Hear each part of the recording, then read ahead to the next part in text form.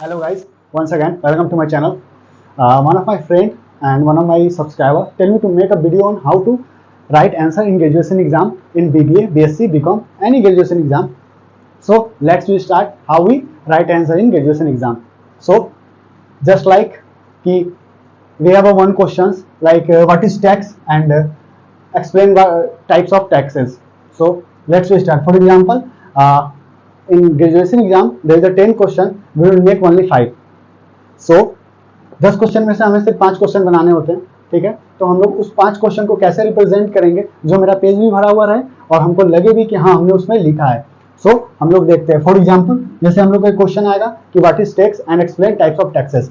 हम लोग एक क्वेश्चन है 5 पेज लेके चलते हैं कि उसको उस 5 पेज में कैसे ग्राफिक्स करेंगे, कैसे उसको लिखेंगे, कैसे प्रेजेंट करेंगे। सो फॉर एग्जाम्पल देखिए, जैसे ये हम लोग का फर्स्ट पेज है, ठीक है, ये सेकंड पेज, ये थर्ड पेज, ये फोर्थ पेज और ये फिफ्थ पेज, ठीक है। तो फर्स्ट पेज में हमसे पूछा गया है कि 2 क्वेश्चन है, what is tax and explain types of taxes. तो सबसे पहले हम लिखेंगे टैक्स क्या होता है।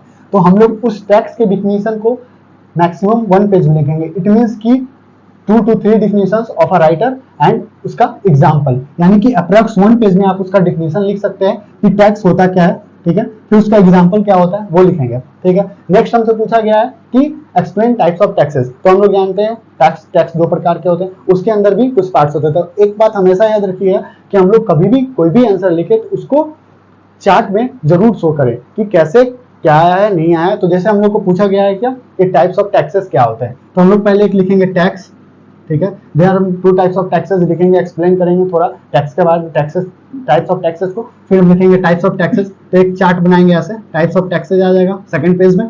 फिर यहाँ डायरेक्ट टैक्स आ सकता है, यहाँ इनडायरेक्ट टैक्स आएगा। फिर डायरेक्ट टैक्स के अंदर में 3 तरह के होते हैं, ठीक है, इनकम, कॉर्पोरेट और वेल्थ टैक्स। तो हम लोग फिर एक पिक्टोरियोग्राफ बनाएंगे, वहां पे हम लोग डायरेक्ट टैक्स का लिखेंगे।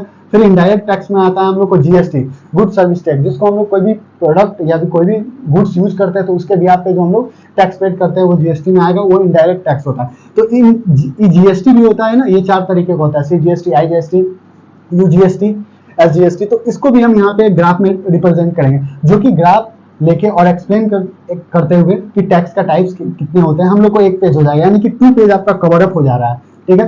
अब हम लोग इंडिविजुअली टाइप्स ऑफ टैक्सेस को डिफाइन करेंगे। हम यहाँ पे लिखेंगे point number 1, types of taxes we will explain in deeply to understand what type of taxes we will study, what are the benefits of that taxes. तो हम लोग फिर फर्स्ट में लिखेंगे डायरेक्ट टैक्स, तो फिर डायरेक्ट टैक्स लिखेंगे, फिर उसका डिफिनीशन लिखेंगे और उसका फिर एग्जाम्पल लिखेंगे, ठीक है। अब हम लोग उसी में एक छोटा सा फिर से वापस से ग्राफ बनाएंगे इन डायरेक्ट टैक्स का, उसमें हम लोग रिप्रेजेंट करेंगे वेल्थ, कॉर्पोरेट और इनकम। फिर उस चीज को हम लोग 1 by 1, यानी कि या तो ये नंबर में दे रहे हैं तो इसको रोमन में डालेंगे कि हाँ ये इनकम टैक्स, तो इनकम टैक्स को हम लोग एक्सप्लेन करेंगे कि जो हम लोग का इनकम होता है उसके बिहाफ पे जो हम लोग पेड करते हैं वो हमारा इनकम टैक्स में हो जाएगा। फिर दूसरा हम लोग कॉर्पोरेट होता है, जो हम लोग का ऑर्गेनाइजेशन होता है उसके बिहाफ पे जो हम लोग पेड करते हैं, यानी कि हम लोग का स्ट्रक्चर हो गया, जो भी फंक्शन होते हैं उसको हम लोग ऑर्गेनाइजेशनल टैक्स में डालेंगे। फिर तीसरा होता है हम लोग का वेल्थ टैक्स, तो वेल्थ टैक्स वही होगा जो हम लोग वेल्थ के अकॉर्डिंग अपना जो टैक्स पेड कर रहे हैं उसको हम लोग वेल्थ कॉस्ट में यहाँ कंसीडर करेंगे, फिर उसको एक्सप्लेन करेंगे।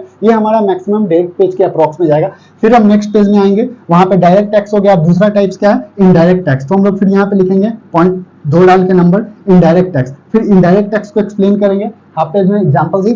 फिर इनडायरेक्ट टैक्स के अंदर क्या क्या होता है, जीएसटी, तो उसको हम यहाँ पे नोट करेंगे और एक छोटा सा पिक्टोग्राफ बनाएंगे, वहां पे हम लोग लिखेंगे 4 टाइप्स ऑफ जीएसटी, ठीक है, एसजीएसटी, यूजीएसटी, सीजीएसटी, आईजीएसटी। उसके बाद फिर हम इंडिविजुअली हर एक जीएसटी को एक्सप्लेन करके और हम यहाँ पे उस पेज पे लास्ट 5th पेज पे उसको एंड कर देंगे। जिससे हम लोग का इससे एक बेनिफिट क्या हुआ ना कि यहाँ देखो यहाँ पे हम लोग टाइप्स ऑफ टैक्सेस पूछा गया और टैक्स क्या हुआ वो दोनों लिखे यहाँ पे, ठीक है। टैक्स भी अच्छे तरीके से डिफिनीशन अच्छे तरीके से हो गया, फिर टाइप्स ऑफ टैक्सेस को भी हम लोग एक्सप्लेन किए 1 by 1। इससे हम लोग का एक बेस्ट प्रेजेंटेशन रेडी हो जाता है किसी भी ग्रेजुएशन एग्जाम में देने के लिए। जरूरी नहीं है कि हम बीबीए पढ़ रहे हैं तो सिर्फ बीबीए का, किसी भी एग्जाम में ऑब्वियस सी बात है किसी भी क्वेश्चन का एक पिक्टोग्राफ जरूर बनता है, एक ग्राफ जरूर बनता है, जिसको हम लोग यहाँ पे अगर फॉर्म कर लेते हैं ना, एक चार्ट जरूर बनता है। चार्ट अगर बना के करते हैं तो जो चेक करने वाले थे ना, अगर वो पेज पलट रहे हैं ना तो वहां पे वो लगता है कि हाँ कुछ लड़का बनाया है, तो वहां पे एक बेस्ट प्रेजेंटेशन क्रिएट होता है। राइटिंग सही रखना है, उसके बाद फिर ये चार्ट जरूर बनाना है और उस चार्ट को पॉइंट बाय पॉइंट एक्सप्लेन करना है। ये नहीं कि एक पेज में पूरा डिफिनेशन उतारते चले गए, नहीं, हम लोग को हर एक चीज को पॉइंट बाय पॉइंट डिनोट करना है, जिससे कॉपी भी हम लोग का खूबसूरत लगेगा